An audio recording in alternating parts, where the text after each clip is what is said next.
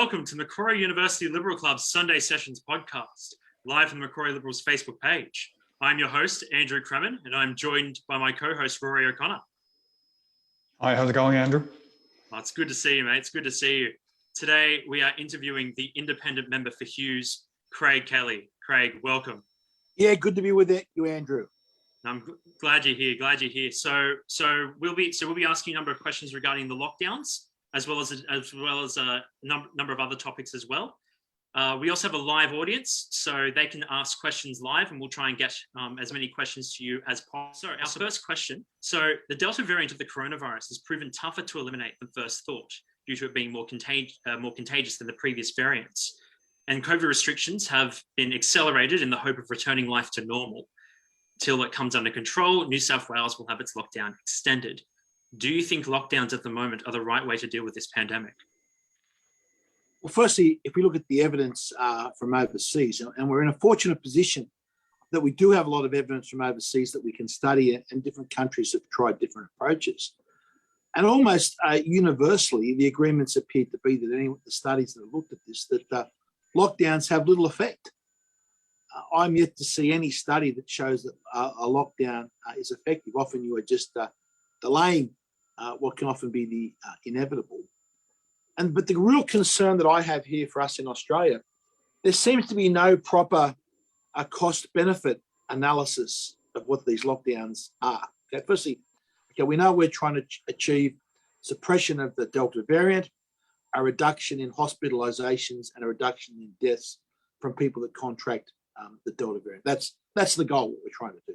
Okay, what are the costs on the cost side? Now, as I said, I've yet to see anyone, a single piece of paper that actually does a proper analysis. Now, what are the costs? Firstly, you're looking at enormous psychological and mental distress across society. The scenes of troops on the streets in Western Sydney, with a lot of people that have fled countries where they're used to seeing troops on the street. And I dismiss the stress that's going to cause. And how do you measure that? Not to mention the increase the effects this is having on mental health. We've seen data that suicides and self-harm is up significantly because of this period. What's the economic cost? Before, remember when the lockdown we were having was basically in the retail sector. So the JobKeeper, which was all borrowed money, remember every cent of that JobKeeper money was borrowed, has to be repaid. We basically saw just simply a realignment of retail expenditure where homeware stores were, and the Bunnings of the world and the big supermarkets increased their sales, as where the smaller restaurants, smaller cafes, smaller businesses lost their sales. So the retail spending didn't really change that much, but this time with this lockdown, especially here in Sydney, we're actually taking the supply side. So when all those building sites close down, that goes back through the entire supply chain.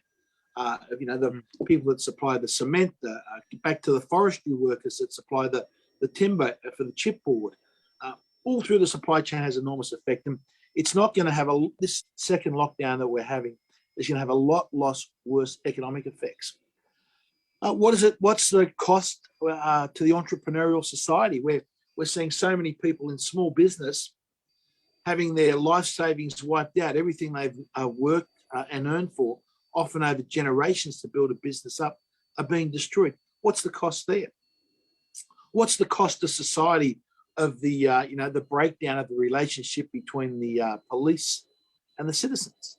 We've seen that, especially in Victoria, and that's happening in New South Wales. We had those farcical scenes of yesterday with helicopters in the air with someone like yelling out from a loud hailer, like something you'd expect to see in Australia in the movie 1984.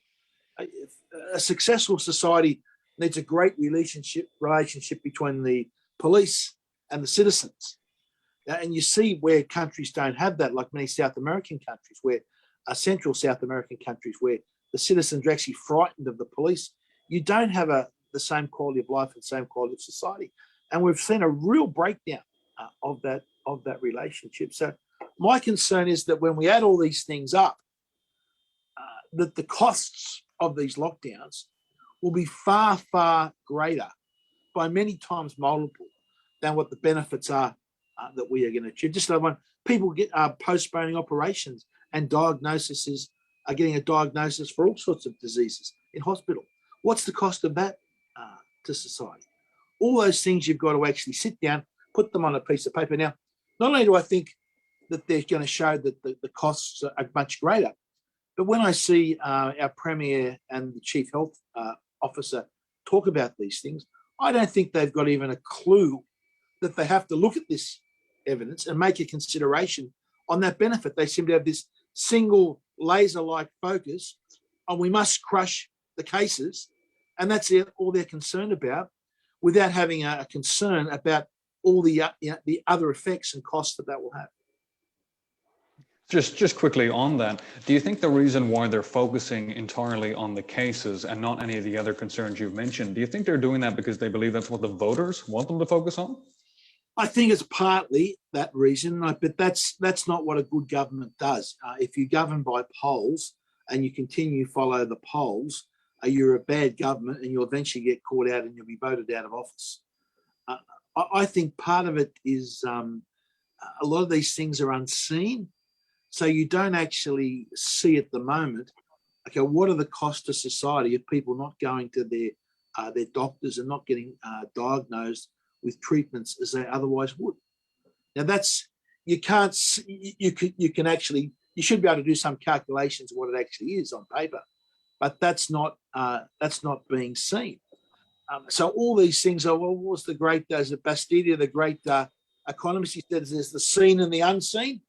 It's the unseen that is not being looked at and I think assessed properly. I think also the media has a lot to blame for this. We're hearing this, the daily numbers, the daily case numbers, the 11 o'clock press conference. What's the number of new infections? Everyone's waiting on that number. Those things are just making it very difficult. And this is why I think we're lacking strong leadership that can put that aside and say, okay, we need to sit down and we need to make an informed decision based on all the costs and based on all the benefits. And that's clearly not happening. It's more than just not happening. It's not even being communicated with the public. Like that conversation just isn't happening. I wanted to ask, unless it's changed today, the Sutherland Shire hasn't actually had a new case in a couple of days. And I live in Hughes myself. Yes. And we're going to be locked down for another month. What's the effect on businesses and families in this time? And not to forget students. What the effect on students? What's the effect on taking so many people out of school and education and learning for such a long period of time? I've seen studies on that had catastrophic effects going forward. You up at Menai Marketplace in Hughes, which is the Woolworths is open and doing a roaring trade, but all the other businesses are really struggling, and most of the other businesses are closed. So the clothing shops, the homeware shops that are there, all closed down. So what's this doing? And the building sites across Sydney. So if you're actually working on a building, okay, the building sites are still going in Hughes. Now why would you close those building sites down and then open them up later on? Was just a bizarre decision. But if you're working, and a lot of the tradies I know do live in Hughes, the building sites in Western Sydney are all basically closed. So these guys have got no work. It's just, to me, it's a clear example of not a proper, a thorough cost-benefit analysis being done. And even if we talk about it, we can argue about, what the numbers are and where they should be. But there's no discussion on this at the moment whatsoever, which is very, very concerning. I've got a question from. Go on. Sorry, I've got a question from Amy. How can we go about measuring lockdown-related deaths? I know people who are having difficulty accessing chemotherapy treatments, and there's been a recent spike in suicide this month. Why won't the government factor this in when considering lockdowns? Well, they should consider it, and they should make the data transparent as well. A lot of this data is not transparent.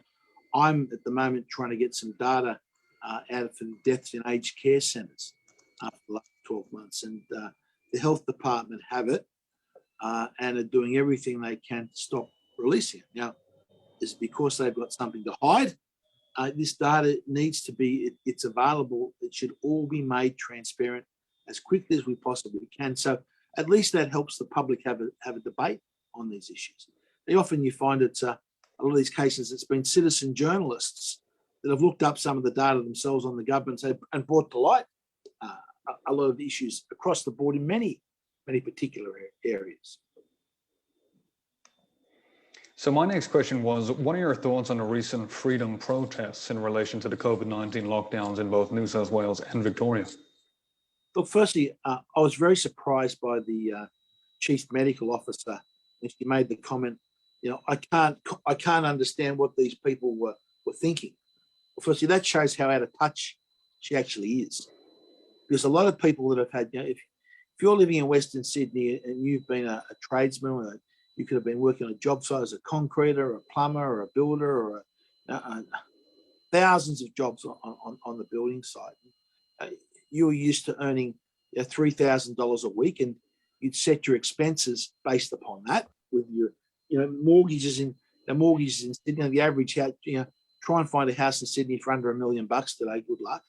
The mortgage in Sydney, the cost of running a car, the cost of kids' school fees, the cost of all other everything else.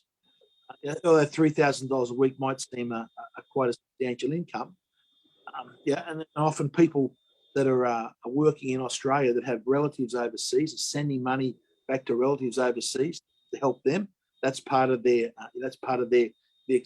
weekly or monthly expenses.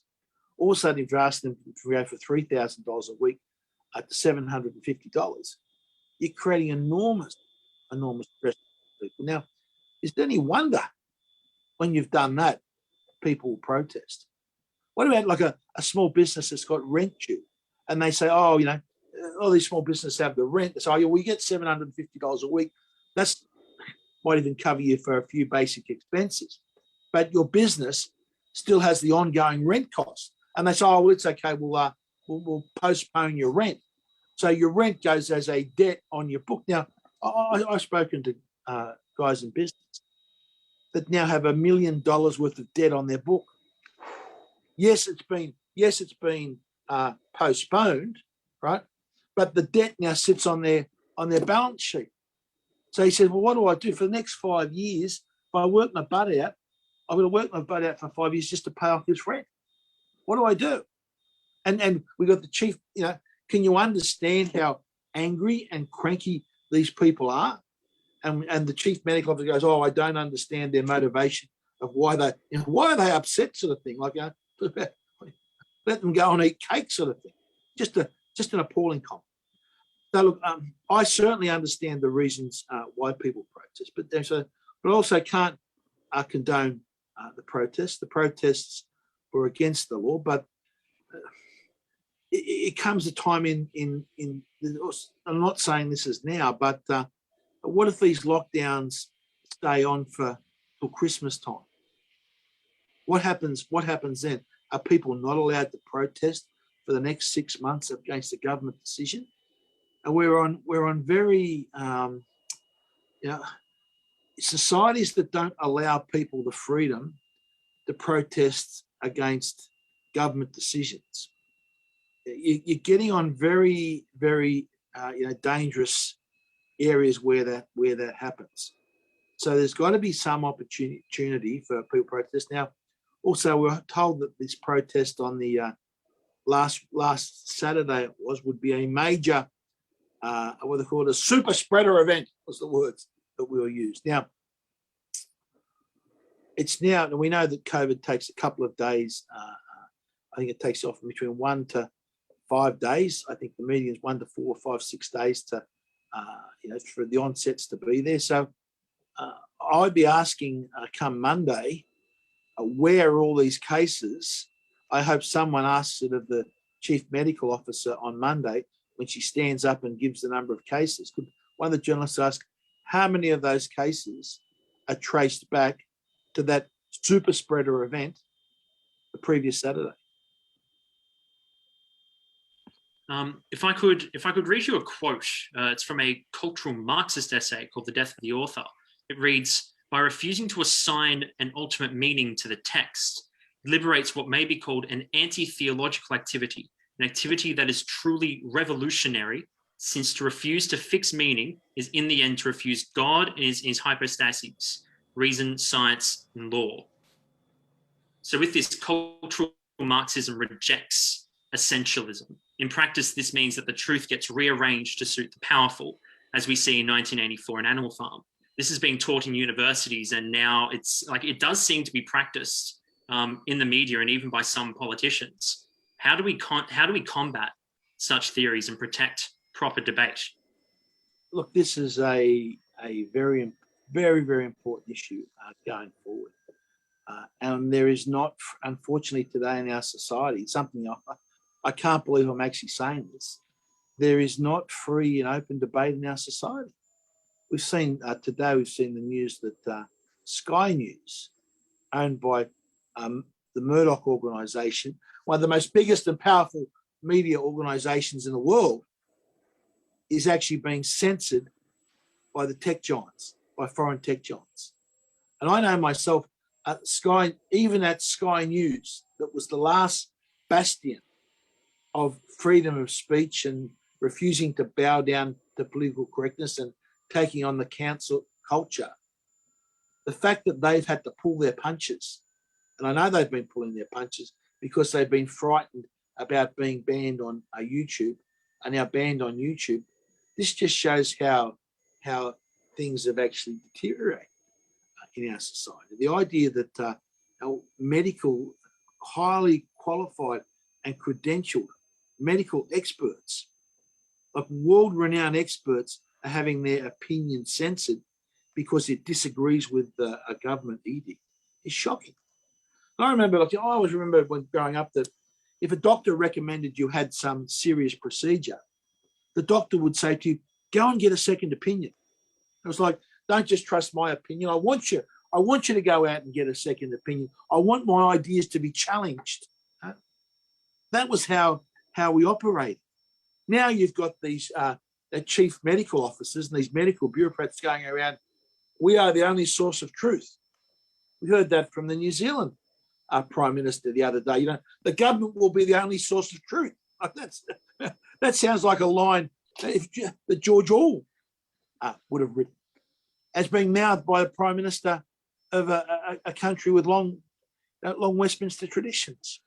So we really have I think we are really in a very, very dark space when it comes to that.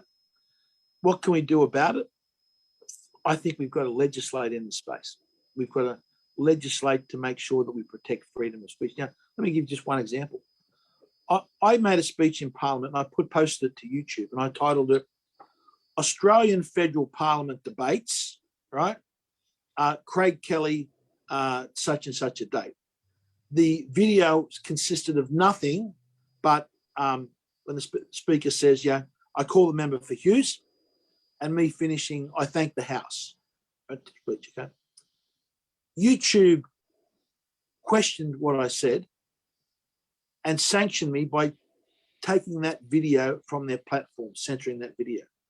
So we've got a situation now in this country where we've got foreign billionaire tech giants censoring what is said on the floor of the Australian Parliament. Now, I'm sure that many people on the left side of politics would go, ha, ha, ha, Kelly, he deserved to get banned. We don't like what he said. But I just like to stop and think, if there's not freedom of speech on the floor of the Australian Parliament, how can there be any speech through the freedom of speech through the rest of society? And when in our history, point to me one time in history where censorship actually hasn't resulted in a regression of society. Even if, when I say my ideas are wrong or someone's ideas are wrong, you want to hear them. I want to hear when people have other ideas, and I often see these crazy leftist ideas, I want to hear those ideas. I want to hear what those people have to say. I want to hear their commentary, because that makes me think, okay, it makes me test my argument, and it makes me sharpen the language that I would use to attack the weak points in them, and it would strengthen my ability to argue the case. That's why you want dissenting opinion. I tell my staff in my office, I decide, please argue with me. If you're just hearing you saying, yes, Craig, that's a good idea, Craig, you're completely useless to me, right? I want you to come up and I want you to say, here's another idea. Have you thought of this? Here's another idea. Or this is what someone else is saying that disagrees with you. I want those things because that helps me refocus and it tests, okay, maybe there might be something, maybe there might be a grain of truth amongst that crazy idea that helps me sharpen or refocus my argument. But if you shut it down, you go backwards as a society. And unfortunately, that's where we are today. It's definitely a very disturbing scenario we find ourselves in at the moment. But from my understanding, you're actually suing Facebook for defamation. Is that correct? That's right. Look, I thought that Facebook's conduct of just blocking people on political debate is a disgrace, and someone's got to do something about it. Now, what happened? I had my Facebook account was it was the most highly trafficked Facebook. When I say traffic, high volumes on it than any other politician in the country. I was getting consistently well over 1 million interactions a month. So that's 1 million. That's just not views. Yeah. That's people that would share, like, or comment 1 million a month on my posts. And of course, I had personal stuff, a little bit of personal stuff, basically like a travelogue history of where I'd been for the last 10 years. Okay, that has been obliterated, sent straight down the memory hole. It doesn't exist, which was a shocking thing to do. And when Facebook did that, they put out a media release saying, "Oh, we have taken this action because Craig Kelly has repeatedly sent dangerous misinformation." Okay.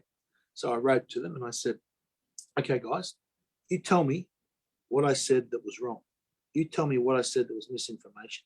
They refused to respond because they know if they say what I claim is misinformation, I can easily point to them and say, no, you are wrong.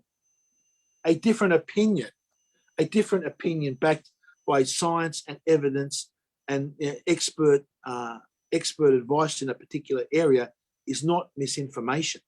This is what we're seeing. This is another very dangerous thing I see in society, as if someone has a different opinion, they're labeled as misinformation. Right? It's not misinformation if it's an alternate opinion. So the press release that Facebook had out and their conduct has clear defamatory imputations, and that gives me ground to sue them. Now, the reality is, how can anyone sue Facebook? We've seen the Christian Porter case where the Attorney General of the country tried to sue the ABC. Now, he spent, I think, $800,000. He had an $800,000 plus legal bill himself, right? And that's not including the $100,000 the ABC paid. So he was left with an $800,000 bill. He also has got a costs order of $500,000 against him under some bizarre claim that someone wasn't even related to the case, said that you can't use the solicitor that you selected. And he lost that on some technicality. That's $500,000. So he's in personally for over $1.3 million, and he's never even seen the door of the courtroom. He's never even got to like the first little bit of evidence to put before the court, let alone the conduct of the days of proceedings or any potential appeal down the track. He's already in for over $1 million. So unfortunately, our legal system this is another issue that we have in our society. For the average citizen, the legal system is broken. You can't. It's easy to say, oh, yes, there's justice. You have justice in society. How can you have a justice system that, unless you are a multi-millionaire, right, many times over, that can afford to put $3 or $4 million on the table to lose before you can even step in the courtroom door? So you've got the people that can get legal aid at one end. You've got the wafer thin, a multi-$100 million plus people that can get to, and everyone else in the middle of society can't access the courts to get justice. This is another issue. So fortunately, I've had Mr. Clive Palmer offer to run my case as the litigation funder, because that's the only way it can be done. and he will actually, his lawyers will run the case against Facebook, and that gives me the chance to fight Facebook in the courts on a level playing field, because otherwise they could just bleed me dry. Now, a level playing field, they're going to get smashed, right? I'm going to show in the courts of Australia that Zuckerberg and his other people that have censored what I said have blood on their hands. Because the information that I put up, we are now seeing the front pages of the paper with even Pfizer saying, oh, we need antiviral treatments. This is what I've been going on for 12 months ago. It just happens that ivermectin might be an antiviral treatment. It just happens that we've got professors all around the world saying ivermectin could be an effective treatment for COVID. I post that and they take it down. Now, that has caused the death of people. Right? And Facebook have got to be held responsible for this. They've got to be dragged before the courts, and Australian defamation law allows me to do it. And I tell you, we are going after them. I really wish you the best of luck in that case. If I can move. It's not, the case is not just for my sake. The case is to set a precedent that if Facebook blocks your page, right, and they do so without good reason, that has defamatory imputations, and if they've done it incorrectly, they'll be liable for damages. That's the precedent that I'm trying to set. Well, I'd like to ask sort of beyond that. We've got there are a number of interest groups who are interested in changing our nation. The Chinese government being one of the main ones. We've seen movements by communists into our education system and into other institutions. More than just being reactionary to it, do we have a long-term plan to protect our Australian way of life? Look, that's a very good question, and that's where we, I never thought I would see the situations that I've seen over the past couple of months. I never thought I'd see that in my life. It's not the Australia that I grew up in. It's not the Australia I want for my kids or for my grandkids, or for anyone that comes to Australia. I'm sure it's not the Australia that I talk to many people of ethnic backgrounds, and they say, the reason we came to Australia is because it's a free country. But they left their war-torn homelands and places where the police were out of control and where politics was out of control and their freedoms didn't exist, and it was all done on graft and corruption. That's why they left their countries to come to a free country like Australia. And we're seeing this dissolve before our very eyes. That some of the basic freedoms and principles that we have are just being trashed, absolutely trashed. So look, how do we fight this? We've got to fight it. We've got to fight it on all fronts. We've got to fight it in the parliament. We've got to make sure people are talking to each other. We've got to not be frightened to talk. We've got to avoid this suppression. It's almost like, I think the first thing is I read a good argument about the tale of the emperor's new clothes. And they were saying, it's about everyone saying, look, he's got no clothes. And that's what we've got to be calling out here. It takes a bit of bravery for the first few people to do so. We've got to be saying, look, what we are doing is wrecking the foundations, the very bedrocks of our society and our freedoms. We've got to stop. And when enough people say that, that's when we'll get more action in politics. Coming back to your mention of Clive Palmer there, now that you're an independent, have you been approached by Clive in relation to joining the United Australia Party or any other minor parties? People have played ducks and drakes when they get asked this. I've been almost every single minor party in Australia, I think with the exception of the Greens. I haven't seen any invitation of the Greens. Why? or the Socialist Alliance. The Greens are, I think, one of the few that haven't contacted us to ask us to join up them. But look, I've got a pretty serious decision to make. My best chance to get back into the federal parliament, I believe, is to run as a bit of a maverick sort of independent down in the south. Ted Mack did it for a number of years in the seat of North Sydney. There's a few other independents about the place that have done it successfully. So I'm a chance at doing that. Okay? But I just think at the moment there's almost like a greater need. We just can't sit. It's more than just being a a local independent. We've got to, I think it's important to come up with some viable third force that takes the opposition up on many of these issues on freedom, human rights and liberties. Some of the things I said, like, we should be trying to end these deadlocks. We've got to be trying to get our people home. Like, to have people locked out of Australia and tell you can't come back home, I just find that abhorrent. And now we're talking about, the Prime Minister's announcement on Friday night was, I think, one of the final straws for me to suggest that unless you submit yourself to be injected with one of the vaccines, that you will not be able to leave Australia. I just think it's one thing for a country to say, okay, you can't enter our country unless you are vaccinated.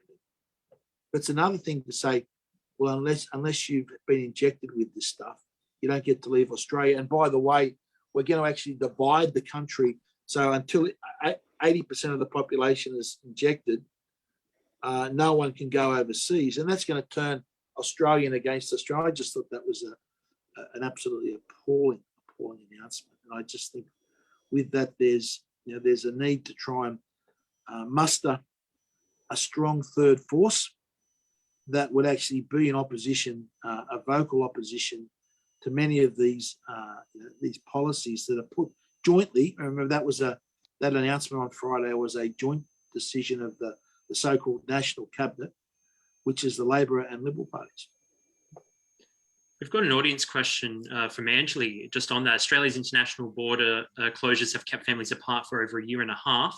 People are facing huge hurdles to acquire compassionate grounds to visit sick and dying relatives overseas.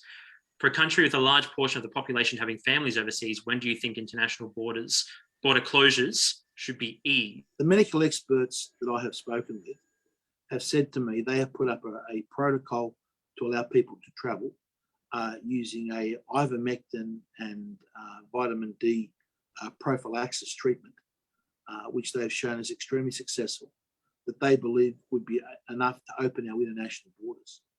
Now, these medical experts are not being listened to whatsoever.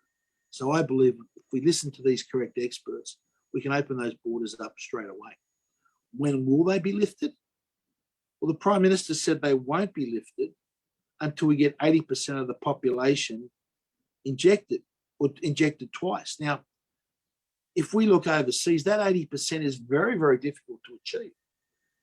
The UK is and Israel, which has had some of the most coercive policies to force people to be injected, has only just got over 80% injected. The UK has only just got over 80%. And they've had these national campaigns of the injection to get people injected.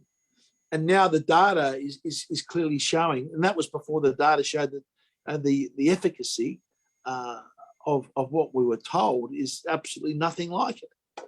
So I'm just, unless there's some really vocal voices coming up on this, and unless we start listening to some other experts, I think we're going to be looking into at least into next year. But you would want them opened up much sooner. Absolutely. There's no reason. If we listen to some of the expert medical advice about how you can test people before they get on the plane, how you can treat them with an ivermectin prophylaxis, and how you can do that, and how you can test them when they get off the plane, and the type of home quarantines that you could have, I believe there's no reason we couldn't open the borders up, almost immediately, taking this expert medical advice. I had a question now that was a bit different to the topic of COVID-19. I know that disability support is a topic that's close to your heart. Are you currently satisfied with the running of the National Disability Insurance Scheme? Look, it has a lot of flaws in it. It was always going to, because it's such a big scheme.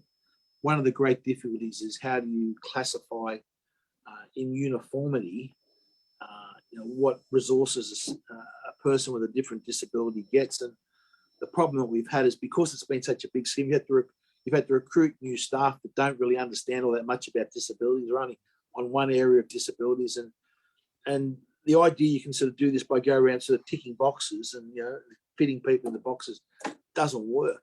It's like everything, every case, every person is different. Every family is different.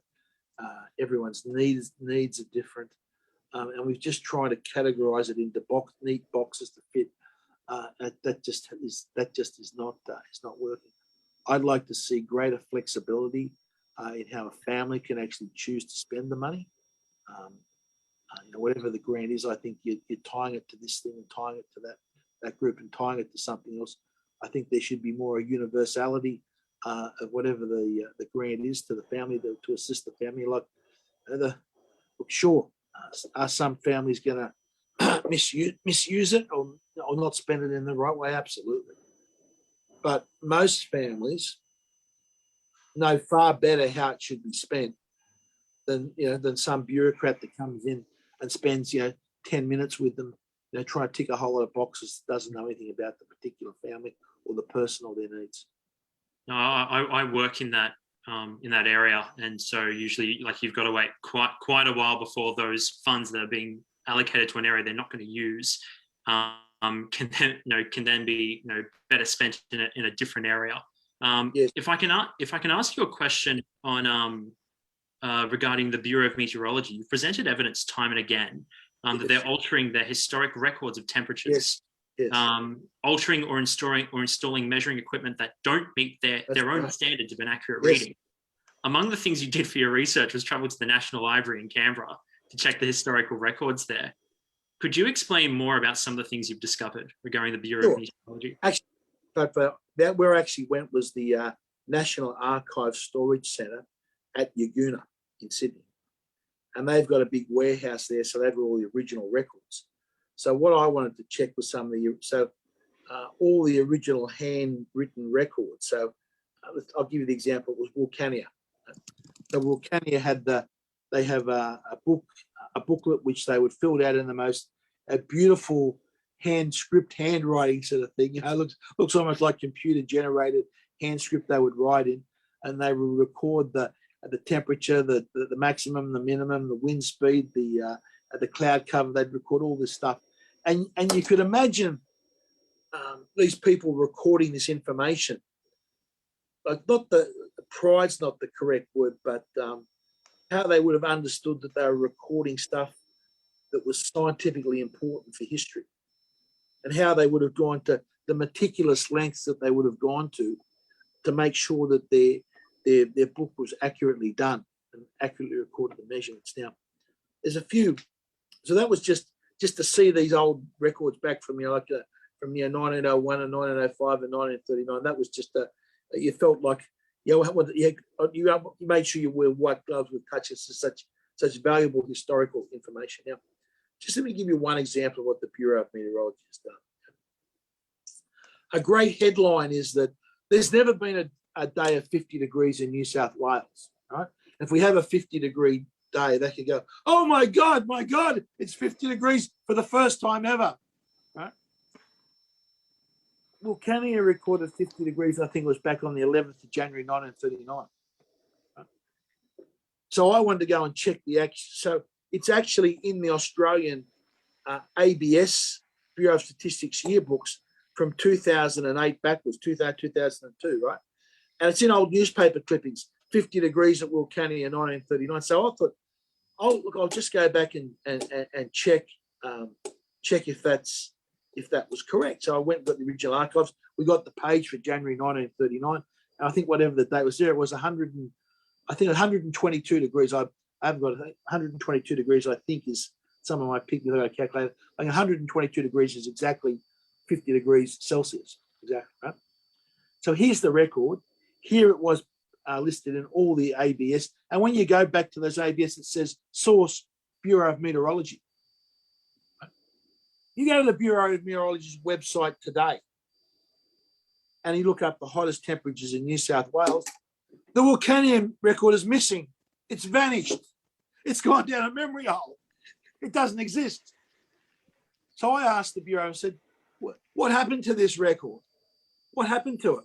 Why are you putting out these glossy brochures that shows New South Wales never had a day of 50 degrees when 10 years ago, in all your records, it shows it was 50 degrees. When the newspaper clippings of the day show it was 50 degrees. And when I've got the original, here it is here, the original paper, the original shows it was 50 degrees. I says, and you don't say there was anything. And they say, do you question the original recording? No. So why have you put out this piece of paper that is misleading and deceptive when you know it's wrong? And they said, the Vulcania records haven't been digitized. I said, well, what the hell does that mean? What do you mean not digitized? So what it actually means, someone hasn't gone to that record and actually put it into a computer format that they can put on their website. So it's not as though the record doesn't exist and it never happened, which they're making out.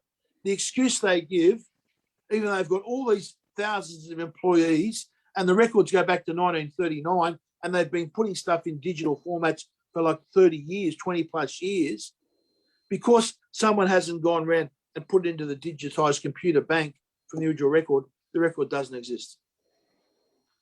Well, although on top of that, the equipment itself is not measuring accurately, like some of the places where they're measuring the temperature. This is a great trick that they've done. Okay, when our original, we go back and you read, it was Clement Ragg and some of these great men throughout our history.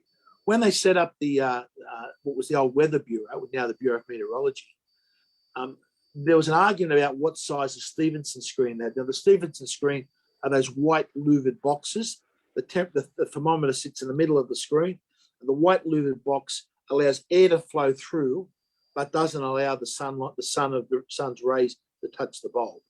And it sits a metre off the ground. It's all standardised. And there was an argument in Australia about whether we should have a large size Stevenson screen or a smaller size. And the large size, might have been probably about, I think maybe 2 foot long, right? And about so high, yeah. Or the small. Now the small size was used in England. And Clement Ragg actually in the records, they said, we think the large size is better because we think the smaller one records overly hot temperatures where it's very hot and potentially doesn't record accurately in the freezing temperatures, because remember in Australia, we've not got much hotter temperatures in the UK. We get much colder temperatures up at Thredbo and Perisher and those places where we get -20s. They're actually colder than the UK. So our range of temperatures, they said, we'll go with the large size Stevenson screen. And that was the standard equipment throughout the place with the thermometers inside there. Okay.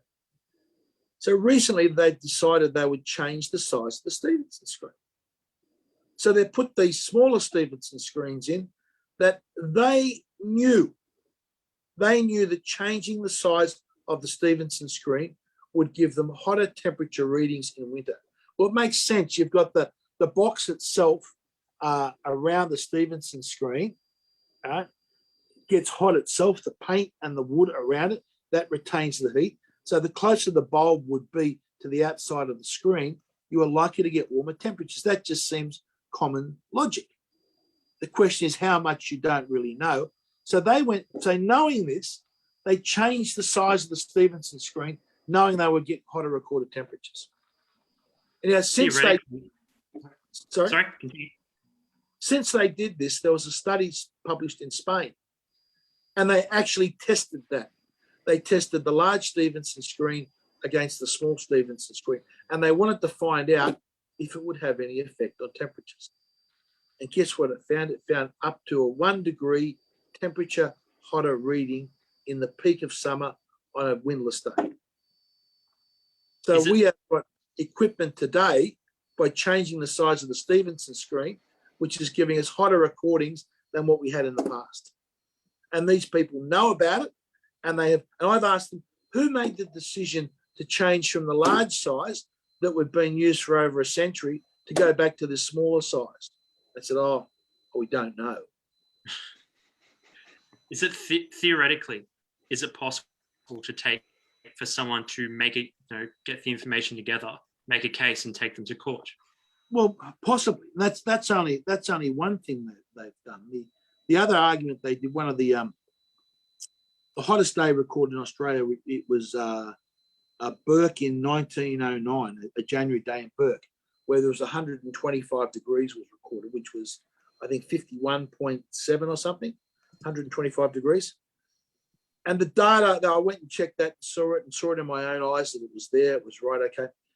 Some of the Bureau of Meteorology reject that record, and the reasons that they've done, pardon the French, are just plate bullshit. They said, oh, nowhere else on that day recorded 100, anywhere near 125. So therefore the record is suspect. Now, the nearest weather station is Bureaucracy. So I went and had a look at the records of Bureaucracy. On the day that Burke had 125, Bureaucracy, the nearest station, 123. So their excuse is just complete and utter BS. And what they've done, what annoys me, I can just imagine that person that recorded that recording back in 1909, how he would have thought his job was important, and he was recording for posterity. And he's recorded it accurately, he's measured, make sure it was written down, and all the records of the day show that was a record hot day across the area. Huh? And a century later, some guy sitting at a desk in Canberra goes, I reckon this is wrong. It couldn't have been that hot back then.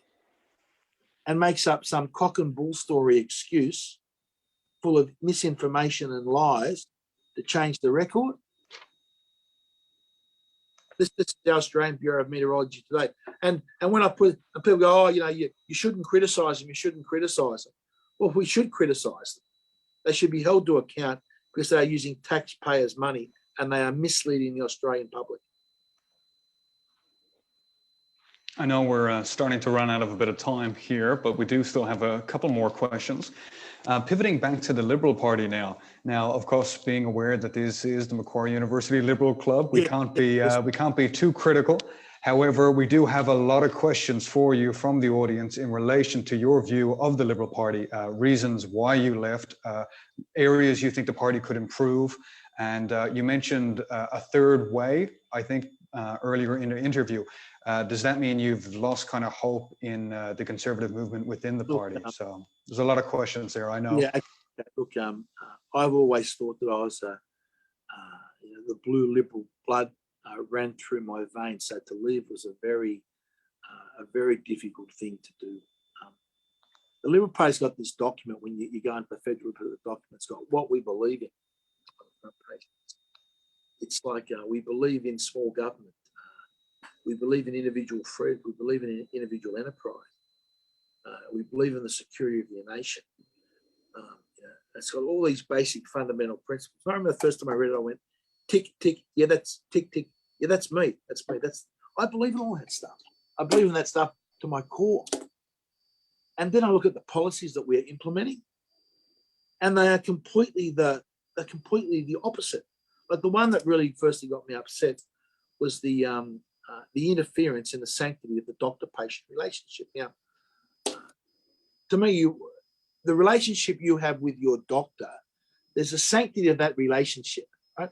There's that mutual trust. You listen to your doctor, you take your doctor's advice. Okay, if a doctor thinks, look, this medication could be good for you, the doctor's done his research and thinks could work. We know there's contraindications that for different people, but I think I've done my homework. I think this will work for you. Okay? We allow the doctor and the patient to make that relationship. We trust them to make that accurately, right? We know better than the individual doctors. That is contrary to everything that the Liberal Party stands for. And when I stood up and when I tried to argue that case, that we're interfering in that doctor-patient relationship, and I got no support at all, I knew that my days, unfortunately, in the party were limited, because they had abandoned what were the core beliefs that I stood for, that Sir Robert Menzies stood for when he founded the party. And I just hope, I want to see, and I said to the Prime Minister when I left, I said, I want to see the Liberal Party strong and prosperous. I want to see you, Prime Minister, to go on and be the one of our longest and greatest Prime Ministers in our nation's history. And I truly believe that.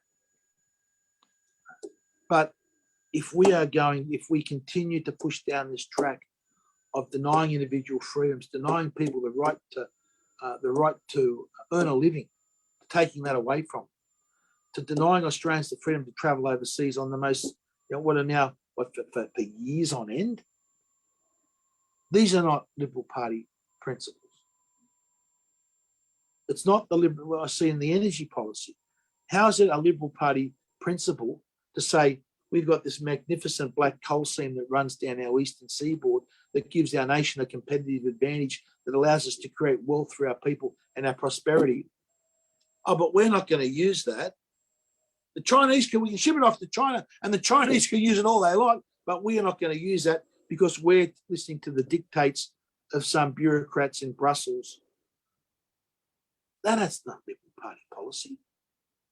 And yet this is the policy that we're doing. If the Liberal Party wants to, I think the Liberal Party is in big trouble if they continue to abandon those fundamental principles laid down by Menzies, laid down by Howard and Abbott and others, that we follow about those things about freedom and liberty and Australian sovereignty.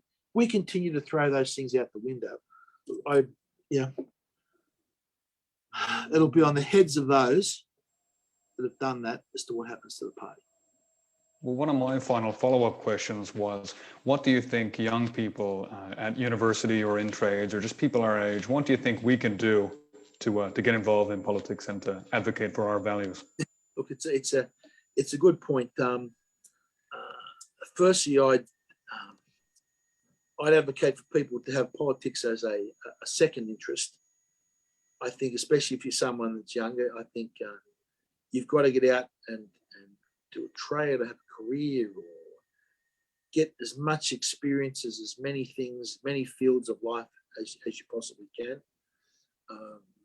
and have politics as a second thing. I think one of the faults with our system is we have people that go from school to university, they get in the political club at university, and then they become a staffer for years, one of the political officers, or they in the ALP they get in, they work for one of the unions, and then all of a sudden it's their turn to become a member of parliament, and they know all the theory, but they haven't had the practical life experience that they need to stand up and argue against the decisions that they've done. So first, I'd encourage people, whatever endeavour in life that you want to do in a career activity, get involved in it and broaden your horizons as much as you possibly can. So when you are, and then keep your interest in politics, join one of the political parties, keep interested in the debate, and then down the track when you have had, when you think then you put your hand up to do it. Now, unfortunately, on both sides of politics, that what I just suggested is not the easiest route to go down. The easiest route to go down is to go down and be the political staff and try and get yourself a job inside the party machinery. So I said the way I'd like to see as to what's the best way to get into politics, and not exactly the same. Well, we are out of time. We're very grateful for you coming on, Craig. There was a lot of interest in this episode. So thank you so much for coming on. Okay. Pleasure, guys. Thanks so much.